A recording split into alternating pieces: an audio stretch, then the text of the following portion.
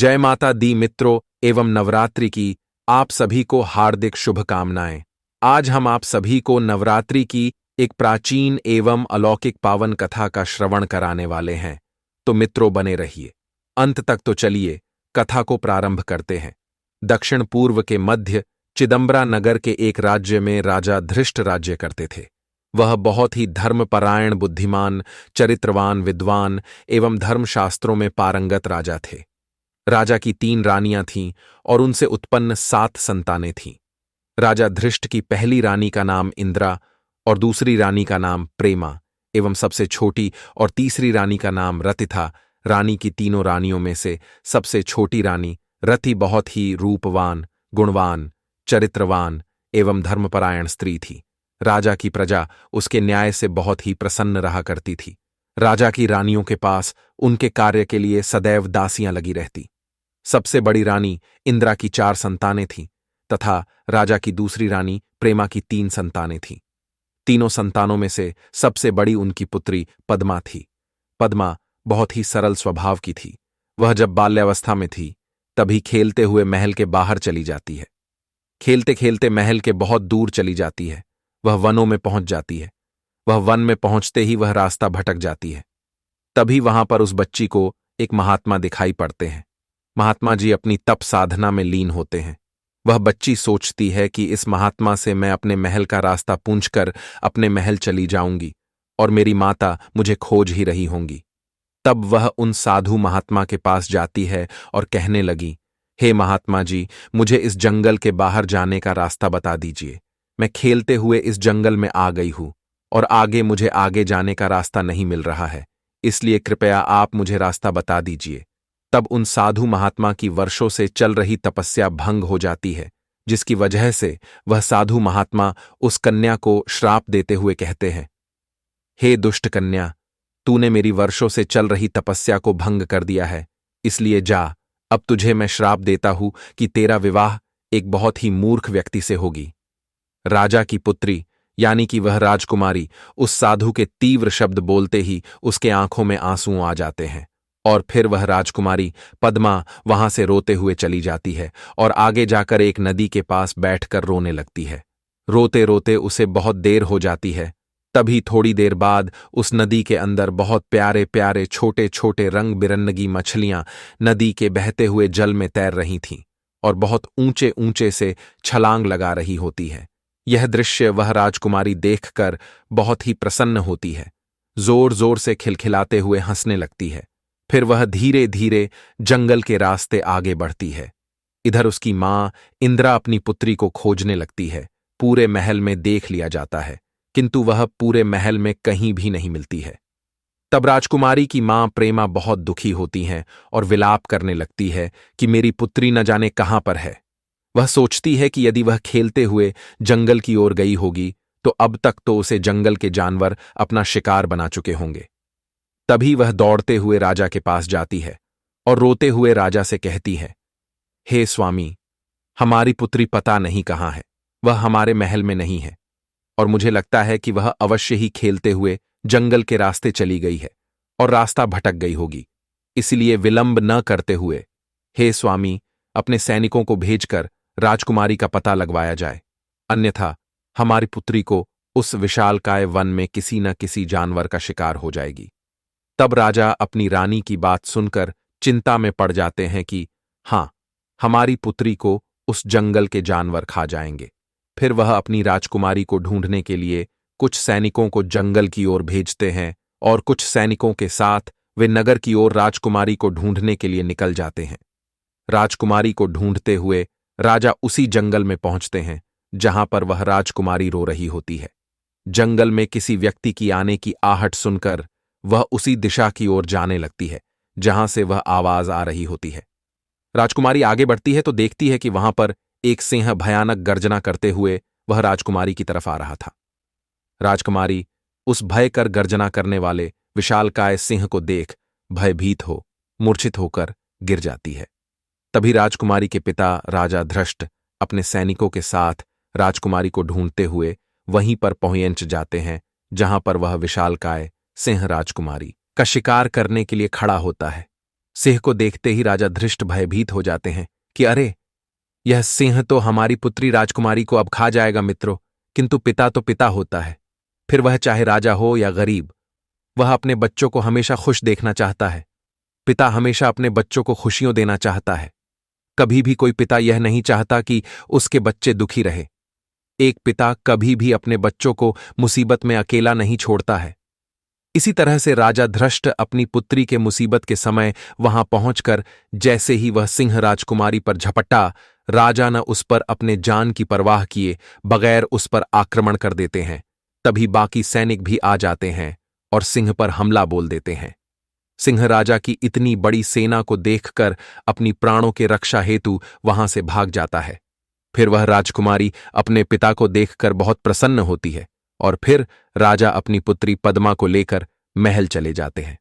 महल पहुंचते ही राजा की तीसरी रानी प्रेमा अपनी पुत्री को देखकर बहुत ही प्रसन्न होती है और उसे अपने गले लगाकर के रोने लगती है और कहती है, पुत्री, तू हमें छोड़कर कहाँ चली गई थी? हम बहुत ही व्याकुल थे तेरे बिना पुत्री। फिर रानी प्रेमा अपने पुत्री पद्मा को महल के अंदर ले जाती है और उन्हें खाने के लिए भोजन में तरह तरह के पकवान आदि लाकर देती है और अपने हाथों से उन्हें भोजन खिलाती है। राजकुमारी पद्मा बहुत ही रूपवान, चरित्रवान, तेजस्वी एवं मृदु हृदय थी। एक बार राजकुमारी अपने महल के बाहर एक बगीचे में खेल रही थी। खेलते हुए उन्हें एक बिल्ली मिली जो कि बहुत घायल थी और वहीं पर बगीचे में बैठी हुई थी। बिल्ली को देखकर राजकुमारी का हृदय करुणा से भर जाता है। फिर उस बिल्ली को राजकुमारी अपने गोद में उठाती है और उसे लेकर अपने महल चली जाती है। महल पहुंचकर वह राजकुमारी उस बिल्ली को वैद्य जी को दिखाती है और कहती है, हे वैद्य जी, कृपया इस बिल्ली के लिए कोई औषधि दे दीजिए, नहीं तो यह बेचारी मर जाएगी। तब वे वैद्य जी उस बिल्ली को देखते हैं और राजकुमारी को कुछ औषधि देते हैं बिल्ली के घावों पर लगाने के लिए। तब राजकुमारी वह औषधि लेकर अपने कमरे की तरफ चली जाती है और वहीं पर उस बिल्ली के घावों पर औषधि लगाती है। वह प्रतिदिन औषधि लगाती है। अब धीरे धीरे करके उस बिल्ली के घावों पर सुधार आने लगे थे।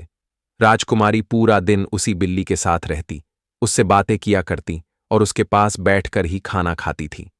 अब राजा की पुत्री राजकुमारी पद्मा धीरे धीरे विवाह के योग्य हो रही थी। राजकुमारी के विवाह की चिंता उनकी माता रानी प्रेमा को सता रही थी। फिर एक दिन रानी प्रेमा ने अपने पति राजा धृष्ट से कहा कि हे स्वामी, हमारी पुत्री पद्मा अब विवाह योग्य हो गई है। हमें उसकी अब चिंता हो रही है, इसलिए अब उसके लिए सुयोग्य वर ढूंढकर उसका विवाह करवा दीजिए। तब राजा कहते हैं, हाँ प्रिय, अब हमारी पुत्री का विवाह शीघ्र ही सुयोग्य वर ढूंढना होगा। तब राजा अपने मंत्रियों को आदेश देते हैं और कहते हैं कि जाओ और मेरी पुत्री राजकुमारी के लिए एक सुयोग्य वर ढूंढो और हम अपनी पुत्री का विवाह उसी से करवा देंगे। तब वे मंत्री राजकुमारी पद्मा के लिए वर ढूंढने निकल जाते हैं और चलते चलते एक नगर में पहुंच जाते हैं जहां पर एक बहुत ही सुंदर लड़का अपने माता पिता की सेवा कर रहा होता है। फिर उसके बाद अपने बूढ़े माता पिता के लिए भोजन पकाकर लाता है और उन्हें अपने हाथों से खिलाता है। यह सारा दृश्य वह मंत्री देख रहे होते हैं और मन में सोचते हैं कि यह वर राजकुमारी के लिए बेहतर रहेगा। यह लड़का तो बड़ा ही संस्कारी है, इसके अंदर संस्कार कूट कूट कर भरे हुए हैं। तब वे मंत्रीगण वहां से चले आते हैं और राजा से सारा वृत्तांत बताते हैं। तब राजा कहते हैं, ठीक है, यह वर हमारी राजकुमारी के लिए अति उत्तम वर है, इसीलिए जाओ और कुछ थालों वस्त्रों और गहनों से सजा दो और उनके घर रिश्ता लेकर जाओ। तब मंत्रीगण कुछ थालों को सजाकर उसी संस्कारी लड़के के घर पहुंच जाते हैं और राजकुमारी के रिश्ते की बात उस लड़के के माता पिता से कहने लगते हैं। तब वे मंत्रीगण कुछ वस्तुओं को भेंट कर कहते हैं, अच्छा, तो अब हमारे जाने का समय आ गया है और रिश्ता पक्का हो जाता है। फिर एक दिन ऐसा हुआ कि वह लड़का अपने काम से कहीं जा रहा होता है और तभी बहुत ही भयानक तूफान आ जाता है और एक विशाल वृक्ष की शाखा उस लड़के के ऊपर गिर जाती है, जिसकी वजह से उसे भयंकर चोट लग जाती है। और अब उसके विवाह के दिनों में 2-4 ही दिन बाकी थे, किंतु उसके सिर पर भारी चोट की वजह से उसकी याददाश्त चली जाती है और उसे कुछ भी याद नहीं रहता। वह अब पागलों की तरह रहने लगा था। आज उसके विवाह का दिन था और वह इधर उधर घूम रहा होता है। फिर उसके घर वाले उसे पकड़कर ले आते हैं और फिर उसे दूल्हे का लिबास पहनाया जाता है और फिर बारात लेकर राजा धृष्ट के महल पहुंच जाते हैं। सभी बाराती बारात पहुंचते ही सभी बारातियों का स्वागत किया जाता है। उसके पश्चात दूल्हे को मंडप में बिठाया जाता है और कुछ समय बाद विवाह संपन्न हो जाता है। कुछ देर बाद दूल्हा अजीब तरह से हरकतें करने लगा था।